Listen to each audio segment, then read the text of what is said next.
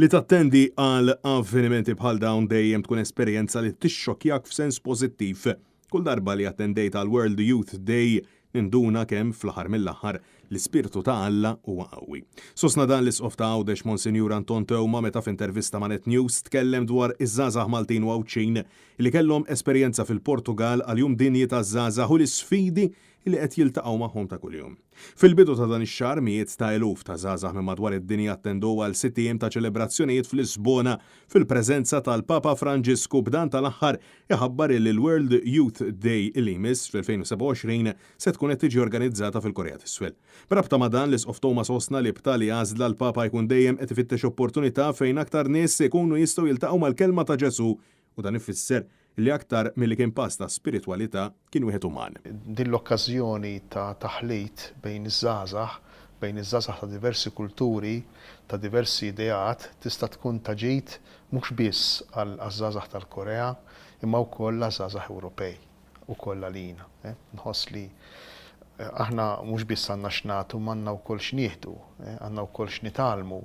L-isqof Anton Tewma sostna li l-560 żagħżugħ u żagħżugħa Maltin u Awċin li attendew għal din il-festa fl-Lisbona ma kinux hemm għall-vaganza għaliex ċertament ħabtu wiċċhom ma' sfidi varji iżda laqda bejniethom waslithom għal ferħ kbir.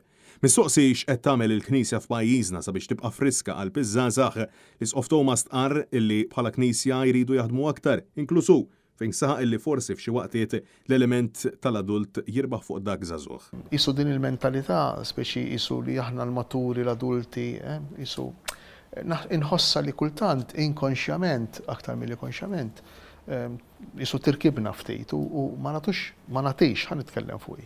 Ma nagħtix wisa biżejjed għal dan l-element żagħżugħ fil-Knisja, ġifieri naħseb.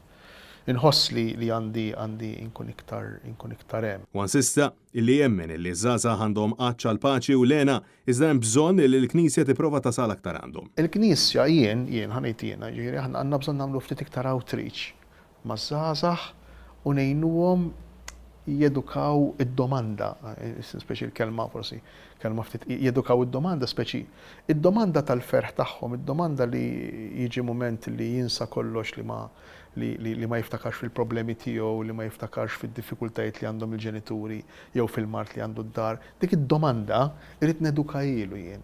Għax aktar minn hekk u qiegħed ifittex paċi u iktar profonda. L-isqof Anton Tewma saħaq illi iż-żgħażagħ preżentament jiltaqgħu ma' diversi sfidi iżda ħafna minnhom jimbtu mit-tfulija u insista illi l-adulti għandhom id-dmir li jagħtuhom iċ-ċertezza li hawn post għalihom f'din id-dinja sabiex wara perjodu ta' ribellioni jimmaturaw f'adulti ta' eżempju. Madankollu preċiża jgħid li rridu nkunu konxji mhux biss fuq iż-żgħażagħ iżda fuq kull faxxa oħra tas-soċjetà tagħna. Isu aħna l-adulti u xek nagħtu ħafna każ ta' dawn il-faxxex illi huma xi ftit jew fraġli fis-soċjetà. Ġifieri għandek iż-żożija, l-adolescenza, iż-żożija, għandek it-tfulija tfalu, ġifieri u għandek l-anzjani, ġifieri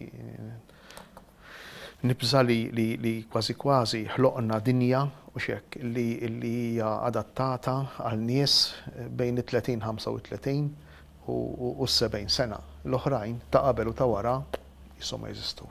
Net News Monsinjur Tewma tkellem dwar il-ħtieġa li fi żmien ta' turbulenza l-bniedem isib lilu nnifsu u jkollu kapaċità illi jieqaf u jirrifletti. Madankollu stqarr li f'dawn iż-żminijiet għandna bżonn ta' aktar kuntatt mhux biss ma' nfusna iżda wkoll bħala grupp. Il-bżonn enormi li nkunu hemm għal ħaddieħor. Hemm bżonn ukoll tal-grupp, tal-komunjoni, b'mod speċjali fi żmienna. Qed ngħixu fi żmien ta' fejn kulħadd jaħseb ħafna lih innifsu, forsi anki l-istess pandemija ġabitna hekk. Imma għandna bżonn insibu ftit iktar lil xulxejn, għandna bżonn insibu iktar relazzjonijiet ta' bejnietna. U inħoss li l-Knisja hawnhekk għandha u tista' tagħmel ħafna, ġifieri li toħloq realtajiet, toħloq